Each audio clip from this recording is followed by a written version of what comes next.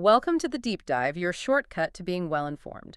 Today, we're looking at a really significant situation developing in Pakistan.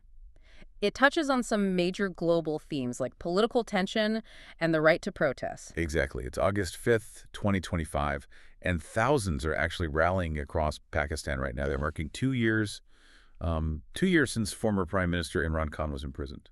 Right, and we've got some key sources guiding us today. Al Jazeera, the independent Arab news, they give us a crucial look into what's happening, the protests, the government's reaction, the whole complex political picture. hmm So our mission for you in this deep dive is essentially to unpack all this, understand the events, the history behind them, and the different viewpoints involved. It's a pretty high-stakes situation. It really is. So maybe starting with the scale, just how big are these protests we're seeing? Good question. The numbers seem, significant. They do.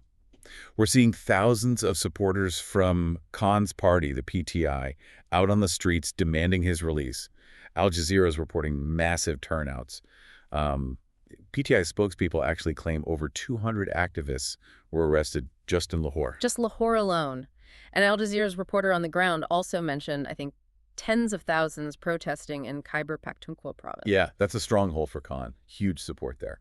And the Independent, also Reuters, they're confirming widespread arrests, too. The Independent specifically noted, like you said, over 200 detained across different parts of Pakistan, not just Lahore. There was that really striking image, too, wasn't there, from Lahore. Rana Dar, she's a 73-year-old politician from PTI. Yes, being physically carried into a police van. Exactly. I mean, that single image really tells a story about the intensity, right? It absolutely does. And it makes you wonder about the government's position here. Yeah. Because police have, beefed up security everywhere, and these rallies are happening even though it's technically a ban. Right, the ban. Arab News mentioned that Islamabad imposed Section 144. Correct. It's an emergency power. It basically bans gatherings of 4 or more people.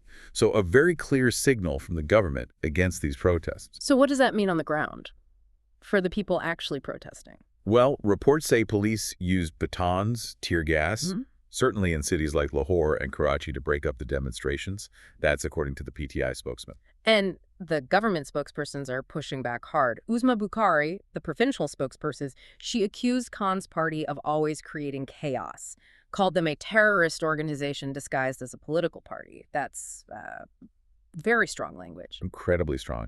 And the government line connects this back to, history. They say, look, peaceful protest is fine, but PTI didn't ask for permission. And they point to previous violent anti-government protests, like in May 2023 and November 2024. But Khan's party completely rejects that, don't they? Completely. They say those charges are fabricated. Yeah. They argue it's the military and political rivals using severe rights abuses against their supporters systematically. Which brings us back to Khan himself. Former cricket star, became PM in 2018, then fell out with Pakistan's military. That's often the key factor, isn't it? It often is. The military is such a powerful force.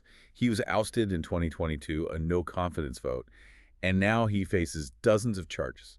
Terrorism, leaking secrets, you name it. He insists it's all politically motivated. And some of those charges have led to convictions already. There was a corruption case back in January. Right, and then you have the 2024 elections adding another layer. Khan's party actually emerged as the single biggest bloc, but they claim widespread rigging denied them an outright majority. While other parties merged to form the current government under Shahbaz Sharif, and of course they deny any electoral fraud. So you have these completely conflicting narratives. Exactly. It's not just a disagreement. It feels like a fundamental clash over what democracy and dissent even mean in Pakistan right now. You see how quickly a political protest gets framed as like a national security issue? Thousands protesting, hundreds arrested. The stakes are incredibly high for everyone involved. And understanding these dynamics, it's not just about Pakistan, is it? It really speaks to broader global challenges, political dissent, accountability, that whole struggle for democratic expression we see in many places. Absolutely. It resonates far beyond Pakistan's borders. So something for you, our listener, to think about. What does this ongoing tension, this kind of suppression of protests, suggest about the future? The future of political power and civil liberties, especially in countries going through similar shifts, perhaps with contested election results in their recent past. It's a complex question with no easy answers.